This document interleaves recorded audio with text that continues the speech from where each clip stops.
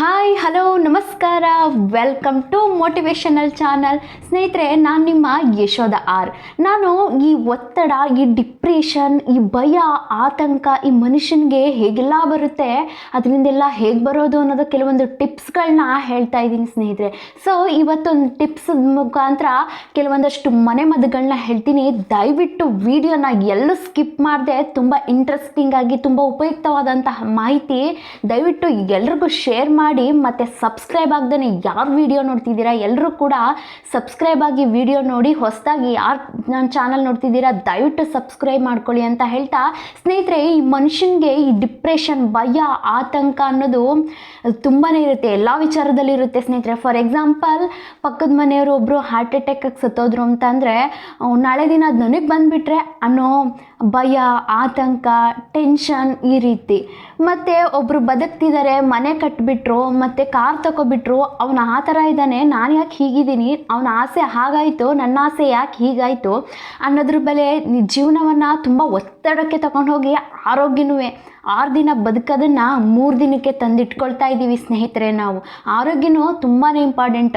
ನಮ್ಮ ಹೃದಯ specialist, heart specialist doctor Manjunath ಅವರು ಒಂದು ಪ್ರೋಗ್ರಾಮಲ್ಲಿ ಹೇಳ್ತಾ ಇದ್ರು, ನೀವು ಒಬ್ಬರು ಬದುಕ್ತಿರೋದನ್ನು ತುಂಬ ಸಂತೋಷಪಡಿ, ನಿಮ್ಮ ಆರೋಗ್ಯ ಇನ್ನೂ ತುಂಬ ಆಯಸ್ಸು ಜಾಸ್ತಿ ಆಗುತ್ತೆ.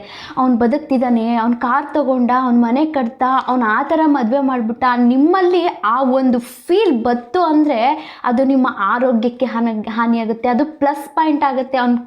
ಅವ್ನು ಆ ಥರ ಬದುಕ್ತಿದ್ದಾನ, ತುಂಬಾ ಖುಷಿ ಪಡಿ, ನಿಮ್ಗೆ ಯಾವುದೇ ಕಾರಣಕ್ಕೂ ಏನೂ ಆಗಲ್ಲ, ಆ ದೇವ್ರು ಎಲ್ಲಿ ಬೆಳೆಸ್ತಾನ ಅಲ್ಲಿ ಬೆಳೆಸ್ತಾನೆ ಅಂತ ಹೇಳ್ತಾ ಇದ್ರು. ಎಷ್ಟು ಚೆನ್ನಾಗಿ ಅರ್ಥಗರ್ಭಿತವಾಗಿ ಹೇಳಿದ್ದಾರೆ ಅಲ್ವಾ ಸ್ನೇಹಿತರೆ. ಅವನು ನಮಗೆ ಒಬ್ರಿಗೆ ಹೆಲ್ಪ್ ಮಾಡ್ಲಿಕ್ಕೆ ಆಗಲಿಲ್ಲ ಅಂದ್ರೂ ಪರವಾಗಿಲ್ಲ, ಅವ್ರು ಬದುಕ್ತಿದ್ದಾರಲ್ಲ, ಚೆನ್ನಾಗಿದ್ರೆ ನಾವು 4 ಜನದ ಜೊತೆ ಮಾತಾಡ್ಬೋದು ಸ್ನೇಹಿತರೆ. ಅವ್ರು ಚೆನ್ನಾಗಿಲ್ಲ ಅಂದಾಗ ಅದರಿಂದ ಹೊಟ್ಟೆ ಉರಿ ಪಡೋದು ಬೇಡ. ಯಾಕಂದರೆ ಇಲ್ಲಿ ಇರೋದು 4 ದಿನದ ಬದುಕು. ಖಂಡಿತವಾಗಿಯೂ ಒಂದು ರಿಕ್ವೆಸ್ಟ್ ಮಾಡ್ಕೊಳ್ತೀನಿ ಸ್ನೇಹಿತರೆ, ನ್ಯಾಯಸಮ್ಮತವಾಗಿ ಬದುಕಿ. ಇಲ್ಲಿ ಯಾವುದೇ ರೀತಿ ಹೊಡೆದಾಟ, ಕಚ್ಚಾಟ, ನಾನತ್ವ, ನಾನು, ನನ್ನದು ಏನೂ ಇಲ್ಲ ಸ್ನೇಹಿತರೆ. ಇಲ್ಲಿ ಇರೋದು 4 ದಿನದ ಜೀವನದಲ್ಲಿ ನೆಮ್ಮದಿಯಾಗಿತ್ತು, 4 ಜನಕ್ಕೆ ಸಂತೋಷ ಪಡಿಸ್ತಾ, ಅದು ಆಗಿಲ್ಲ ಅಂದರೆ ಅವ್ರು ಹೇಗೆ ಬೆಳೀತಿದ್ದಾರೆ, ಅವ್ರು ಬೆಳೆಯೋದನ್ನು ಖುಷಿ ಪಡ್ತಾ ಬದುಕೋಣ ಸ್ನೇಹಿತರೆ. ಇಲ್ಲಿ ಡಿಪ್ರೆಷನ್ ಅನ್ನೋದು ಸ್ನೇಹಿತರೆ, ನಾವು ಫಾರ್ ಎಕ್ಸಾಂಪಲ್ ಒಂದು ಬಕೆಟಲ್ಲಿ ನೀರನ್ನು ತಗೊಂಡು ಹೋಗ್ತಾ ಇರ್ತೀವಿ. ನಮಗೆ ಭಾರ ಆದರೆ ಆ ಬಕೆಟಲ್ಲಿ ಇರ್ತಕ್ಕಂತಹ ನೀರನ್ನು ಸ್ವಲ್ಪ ಇಟ್ಟು ಸ್ವಲ್ಪ ಸುಧಾರಿಸಿ ಆಮೇಲೆ ತಗೊಂಡು ಹೋಗ್ತೀವಿ. ಹಾಗೆ ಕೂಡ ಒಂದು ಬಕೆಟ್ ನೀರಲ್ಲ ಸ್ನೇಹಿತರೆ, ಒಂದು ಲೋಟ ನೀರನ್ನು ಕೂಡ ಅದು ಭಾರನೇ, ಎಲ್ಲಿ ತನಕ ಹಿಡ್ಕೊಳ್ಬೋದು ಅಲ್ಲಿ ತನಕನೇ ಹಿಡ್ಕೊಳ್ಳೋದಕ್ಕೆ ಸಾಧ್ಯ. ಹಾಗೆ ನಮ್ಮ ಮನಸ್ಸಲ್ಲಿರ್ತಕ್ಕಂಥ ಡಿಪ್ರೆಷನ್, ಭಯ, ಆತಂಕವನ್ನು ಅತಿರೇಕಕ್ಕೆ ತಗೊಂಡು ಹೋದರೆ ನಮ್ಮ ಆರೋಗ್ಯಕ್ಕೂ ಹಾನಿಕಾರ, ನಮ್ಮ ಮೈಂಡ್ಗೂ ತುಂಬಾ ಸ್ಟ್ರೆಸ್ ಆಗುತ್ತೆ. ಸೊ ಚಿಕ್ಕದಾಗಲಿ ದೊಡ್ಡದಾಗಲಿ ನಮ್ಮ ಸ್ಟ್ರೆಸ್ ಯೋಚನೆಗಳಿಗೆ ಒಂದು ಫುಲ್ ಸ್ಟಾಪ್ ಇಡಬೇಕು. ಅಲ್ಲಿಗೆ ಆ ಆಲೋಚನೆ, ಭಯ, ಆತಂಕವನ್ನು ಸ್ವಲ್ಪ ಕೆಳಕ್ಕೆ ಇರಿಸಿ ಆಮೇಲೆ ಏನು ಡಿಸಿಷನ್ ತಗೊಳ್ಬೇಕು ಅನ್ನೋದ್ರ ಮೇಲೆ ಹೋಗಬೇಕು ಸ್ನೇಹಿತರೆ. ಒಂದು ಟಿಪ್ಸ್ ಏನಂತ ಅಂದರೆ, ನೀವು ಈ ರೈನ್ ಸೌಂಡ್ ಕೇಳಿದರೆ ಸ್ನೇಹಿತರೆ, ಮಳೆ ಸೌಂಡನ್ನು ಈ ಯೂಟ್ಯೂಬ್ ಮತ್ತು ಗೂಗಲೆಲ್ಲ ಸರ್ಚ್ ಮಾಡಿ ರೈನ್ ಸೌಂಡ್ ಅಂತ. ಆ ಸೌಂಡನ್ನು ನೀವು ಏರ್ಫೋನ್ ಹಾಕ್ಕೊಂಡು ಕೇಳ್ತಾ ಕೂತ್ಕೊಬಿಡಿ. ಅದು ತುಂಬ ಇಷ್ಟ ಆಗುತ್ತೆ. ಅದು ಮೆಲೋಡೀಸ್ ಮ್ಯೂಸಿಕಲ್ಲೂ ಕೂಡ ಬರುತ್ತೆ. ಇದು ಒಂದು ರೀತಿ ಮೆಡಿಟೇಷನ್ ಇದ್ದಂಗೆ ಸ್ನೇಹಿತರೆ.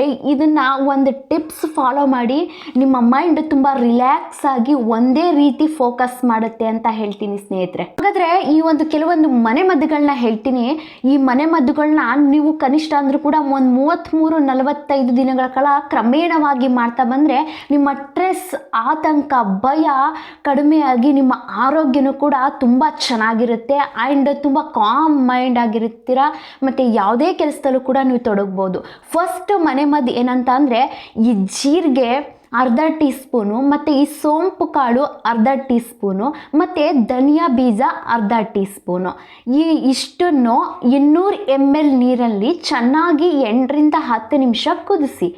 ಇದನ್ನು ಕುದಿಸಾದ್ಮೇಲೆ ಇದು ಫಿಲ್ಟ್ರ್ ಮಾಡಿಕೊಂಡು ನಾನು ಎಷ್ಟು ಪ್ರಮಾಣದಲ್ಲಿ ಹಾಕ್ಕೊಂಡಿದ್ದೀನಿ ಅದನ್ನು ಫುಲ್ ಆ ನೀರೊಳಗಡೆ ಹಾಕಿ ಮಿಕ್ಸ್ ಮಾಡಿ ಸ್ವಲ್ಪ ಕುದಿಸಿ ಅದನ್ನು ಉಗುರು ಬೆಚ್ಚಗಿರುವ ಹಾಗಲೇ ಫಿಲ್ಟರ್ ಮಾಡಿಕೊಂಡು ಕುಡೀರಿ ಸ್ನೇಹಿತರೆ. ಇದನ್ನು ಬೆಳಿಗ್ಗೆ ಸಂಜೆ ಊಟಕ್ಕಿಂತ ಮುಂಚೆ 1 hour ಮುಂಚೆ ಕುಡೀರಿ. ಯಾಕಂದರೆ ಕ್ರಮೇಣ ಇದನ್ನು ನೀವು ಕುಡಿತಾ ಬಂತು ಅಂತ ಅಂದರೆ ಆದಷ್ಟು ನಿಮ್ಮ ಮೈಂಡ್ ಕಾಮಾಗಿ ಯಾವುದೇ ರೀತಿ ಸ್ಟ್ರೆಸ್ ಇಲ್ಲದೆ ಇರೋ ಹಾಗೆ, ಭಯ ಇಲ್ಲದೆ ಇರೋ ಹಾಗೆ ಕಾಪಾಡುತ್ತೆ ಸ್ನೇಹಿತರೆ.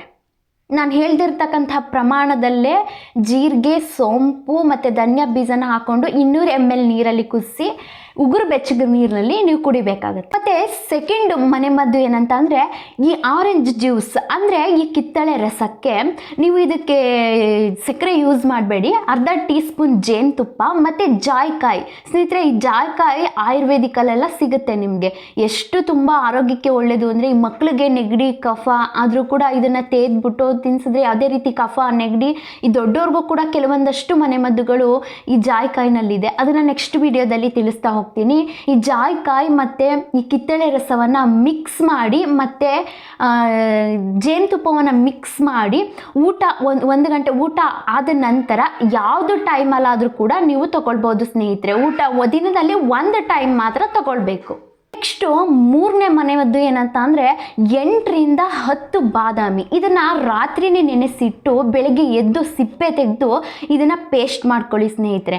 ಪೇಸ್ಟ್ ಮಾಡ್ಕೊಂಡ ನಂತರ 2 ಎಸಳು ಕೇಸರಿ, ಜಾಸ್ತಿ ತಗೊಳ್ಬೇಡಿ, ಹೀಟ್ ಆಗುತ್ತೆ.